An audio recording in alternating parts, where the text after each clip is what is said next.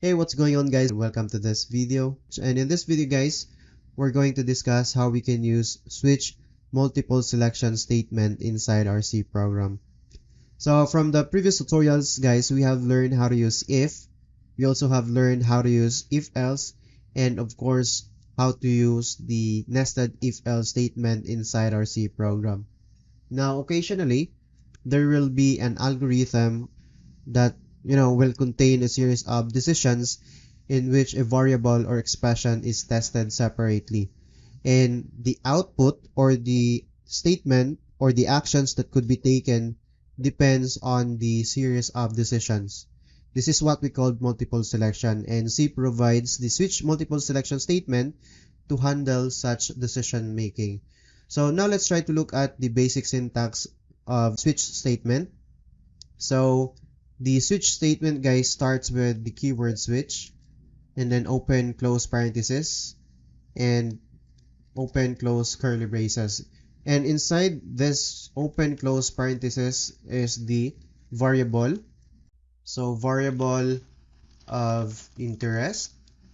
So the output guys, or the statements that are executed, depends on the value of this particular variable here. So we have here switch statement or switch keyword, and then open close parenthesis, and then the variable or expression, and then of course open close parenthesis. And inside this open close parenthesis guys are the case label.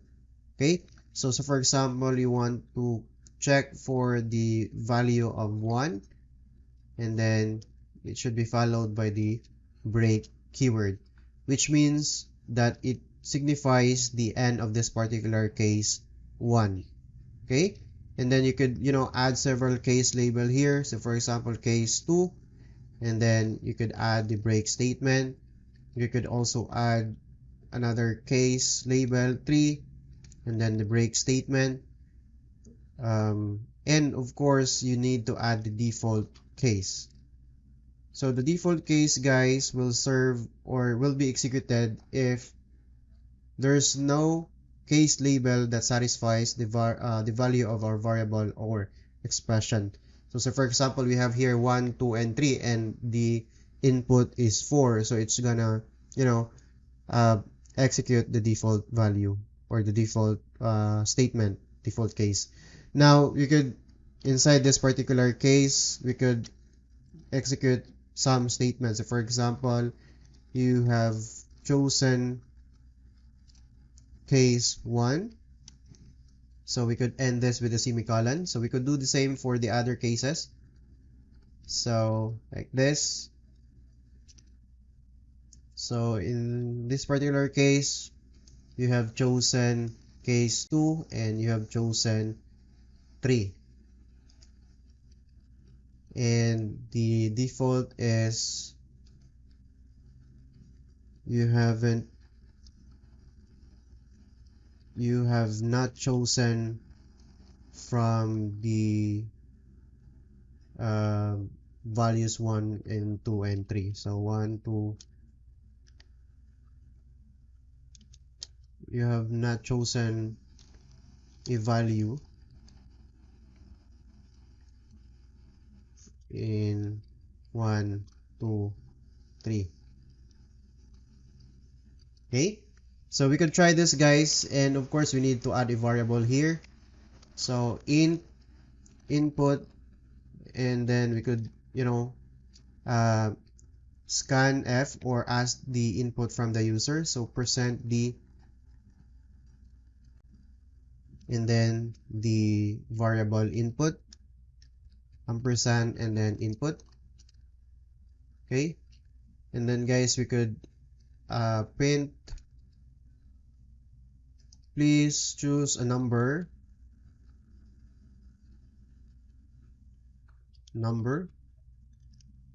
1, 2, or 3. Okay, so let's try this.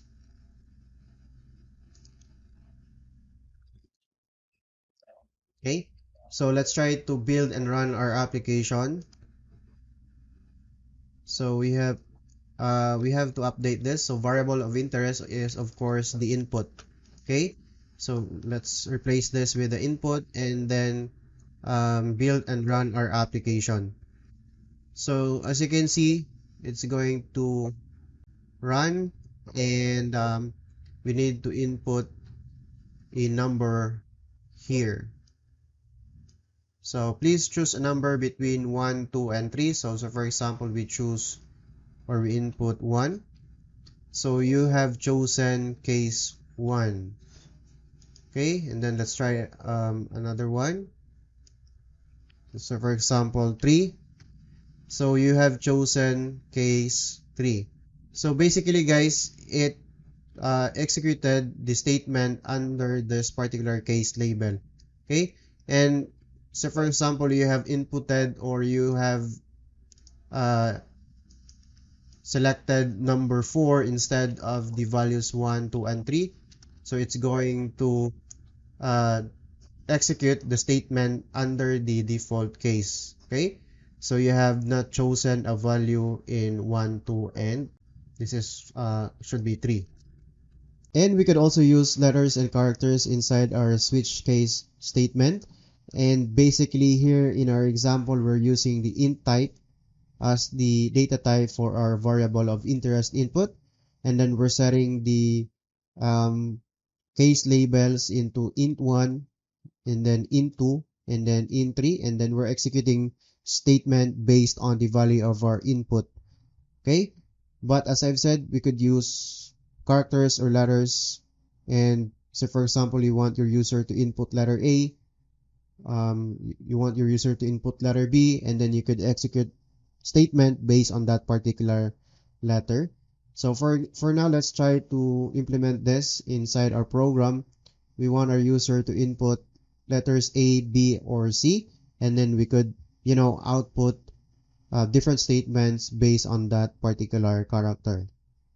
So now we could display, instead of please choose a number, we could, say here, enter a letter. You could select A, B, or C, and then based on this particular letter, we could output or execute commands or execute statement. Okay, and then we're going to use the method get char. Okay, so this will return the int equivalent of the letter or the character that the user has inputted. Okay, and then we could try this inside our switch statement. So instead of using case 1, we could say here case A, and then here we could use case B, and of course here we could choose or set the case C. So every time the user types in the A, so it should print you have chosen option A. So we could copy and paste this. So B, and then of course you have chosen option C. And in our default, wrong option. Okay, so we could try this. Let's try to run or build and run our program. So enter a letter A. For example, we type in A. So you have chosen option A. So let's try this once again. So for example, the letter that has been or the user inputted is B. You have chosen B. Let's try this once again. So for example, the user types in D, and then it will display wrong option. Okay, and then of course guys, you can make it this way also. So for example, you want to add also the lowercase of letter A. So case and then the lowercase version of A. So you could do it like this. So you have case A and then case with the lowercase a, and then you could also do the same with the B. and then you could add the lowercase b here, and of course you could also do the same for your c. So lowercase c, lowercase b, lowercase a. So it's going to, execute based on this. It doesn't matter if it is uppercase a or lowercase a. So let's try this once again.